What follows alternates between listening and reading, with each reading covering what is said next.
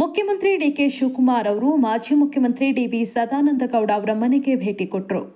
ಬೆಂಗಳೂರಿನ ಸಂಜಯನಗರದಲ್ಲಿರುವ ಸದಾನಂದಗೌಡ ಅವರ ನಿವಾಸ ಸದಾಸ್ಮಿತಕ್ಕೆ ಭೇಟಿ ನೀಡಿದ ಮುಖ್ಯಮಂತ್ರಿಗಳನ್ನ ಸದಾನಂದಗೌಡ ಅವರ ಕುಟುಂಬ ಆರತಿ ಬೆಳಗಿ ಸ್ವಾಗತಿಸಿತು.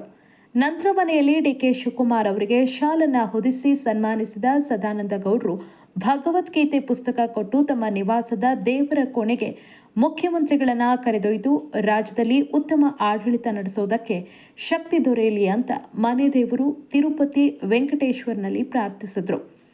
ಇದೇ ವೇಳೆ ಡಿವಿಎಸ್ ಮೊಮ್ಮಗಳು ಹಿತಾಂಶ್ರೀ ತಾನು ರಚಿಸಿದ ಚಿತ್ರವನ್ನ ಮುಖ್ಯಮಂತ್ರಿ ಡಿಕೆ ಶಿವಕುಮಾರ್ ಅವರಿಗೆ ಉಡುಗೊರೆಯಾಗಿ ನೀಡಿದ್ಲು. ತಮ್ಮ ಕುಟುಂಬ ಸದಸ್ಯರು ಮತ್ತು ಆಪ್ತರನ್ನ ಪರಿಚಯಿಸಿದ ಸದಾನಂದಗೌಡರ ಜೊತೆ ಡಿಕೆ ಶಿವಕುಮಾರ್ ಉಪಹಾರವನ್ನ ಸವಿದ್ರು.